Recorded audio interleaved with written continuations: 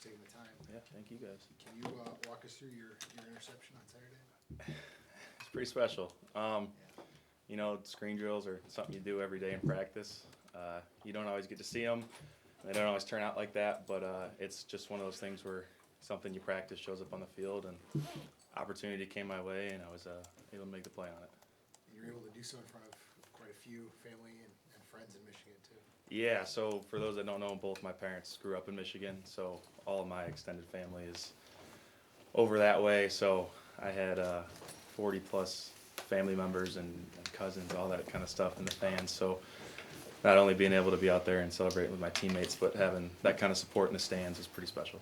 Were you just reading the quarterback the whole way there? There was a couple keys. So, you know, with screens, you're able to see the interior D linemen are usually the ones that are getting out of there pretty quick. And when you see those buzz by your vision, like I said, we do it in practice all the time. You're supposed to be able to see that, and then finding where the screen's going, and then getting your eyes back to the quarterback because the ball's coming. Did your family grow up Spartans fans, or is it split? My mom actually went to Michigan State, so she was the only Spartan fan in our family. Okay. And then my dad went to Western Michigan, so he was more on the Go Blue side. And then my brothers obviously went to Michigan and go to Michigan, so it was a bit of a house divided. You have a strong wrestling background, obviously. How does that help you in football? You know, I touched on this a couple weeks ago. It's one of those sports that it's able to help in some aspect with every sport, whether it's mentally or physically. You know, the hand-to-hand aspects, the footwork, it all kind of translates. You know, and it's different because it's football, but you're really applying the same aspects and the same techniques, just in a different scenario. So, you know, you're defending the hands of O linemen rather than someone standing across the mat from you. Your footwork, it's got to be quick, it's got to be active. That's the same as it is on the wrestling mat. So it translates pretty well, as it does to a lot of other sports. I looked at your state title match in 19. You had 5 takedowns. It seemed like it was 5 different finishes off a single leg. Does that kind of translate into football a little bit too, just for pass rushing, or? Yeah, you know, with wrestling, there's a lot of different ways to get your 2 points, get your takedowns. Just like in pass rush, you know, there's a lot of different moves you can hit.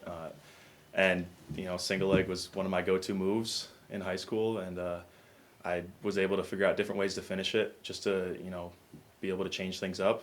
And with pass rush, that's what I'm trying to develop right now, not only be able to hit, you know, go speed to power, but be able to hit different moves off of that. So not only threaten with speed, but once you get to the top of your rush, be able to hit different moves. Was wrestling a career option or for college? It was, you know, it was tough. My 2 older brothers wrestle. One of them's graduated, but one of them still wrestles at Michigan. So there was kind of a little bit of a pull there, just to follow in the footsteps of there. And I had opportunities to go to the next level for wrestling, but football kind of had my heart, so decided to branch off and do my own thing.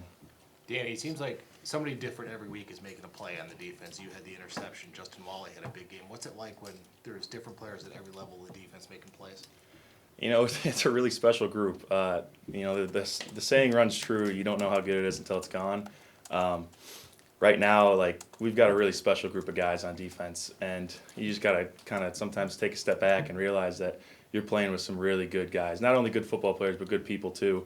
And so when you see a different guy making a play out there on the field, it's pretty special to be able to know that not only you're playing next to that guy, but you've got that guy behind you having your back. Maybe if a play doesn't go your way, they're there rallying. Especially in the defensive line, there's so many guys who just did not receive anywhere near this amount of playing time last year. What do you think has made that, I guess, transition, you know, so smooth? You know, a lot of these guys, they're guys that have been here. They're guys that have seen what the older guys have been able to do. You know, we had a really great group of older guys last year that some have moved on to the next level, and they were able to see what they were able to do and how they were able to do it, and really just absorb all that information and all those techniques and all that physicality from those guys. And so when our time came around this year, and those guys that are stepping up into bigger roles, they know what that standard is, and they know that they got to go out and perform and uphold that standard. And you're able to play that many defensive linemen and roll guys in. How does it help with just the versatility and the different packages that you can throw at?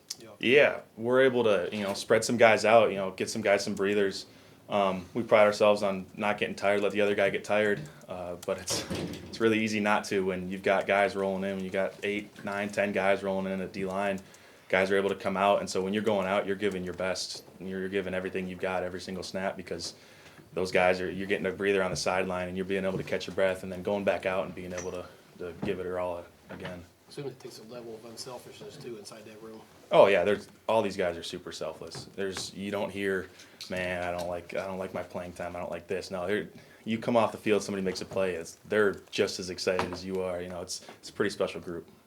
What was wrestling like in the living room? Sounds like you might have had some issues there to. Growing up, if none of you guys have older siblings, it's tough sometimes. A lot of the things get settled on the wrestling mat. We had a wrestling mat in our basement, so sometimes we didn't always make it to the basement. But we a lot of things, a lot of arguments, a lot of disputes, even just friendly discussions ended in wrestling matches. And as I grew up, I sometimes got to win some of them, but when I was younger, I didn't win a lot of them. Assuming there's a lot How of much tears did those just days. kind of having Jackson, 5 years older than you, kind of that kind of gap help you as an athlete? Just obviously Bobby's closer, but having Jackson that far, much more mature. It was nice because I got to kind of live through him before I actually got to go into those scenarios, if you know what I mean. Yeah. He went through a lot of struggles in his high school. He had some injuries that kept him out from playing football, and he was a great football player as well.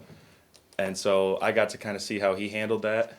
And so when my senior year came around and I had some injuries of my own that kept me out of the wrestling mat, I was able to pull back on what he had done so many years ago, and it kind of helped me get through that. And, with Bob, I was able to play with Bob on the football field. With Jack, I was there, but Yeah. I didn't really play with Bob. I was able to play back in my linebacker days. We were able to play together with each other, and it was nice having him out there with me.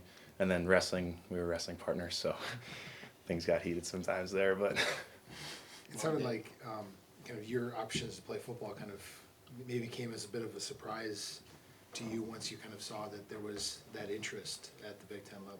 yeah, I hadn't really got any interest from football until it might have been just before the spring of my junior year. So I'd wrestled my whole life, a lot longer than I played football, and it just all kind of started. I started talking with a few schools, and then it blew up, and I was like, whoa, I guess I really do have this opportunity. And from there, it was I really started to embrace how this could change a lot of things in my perspective. So.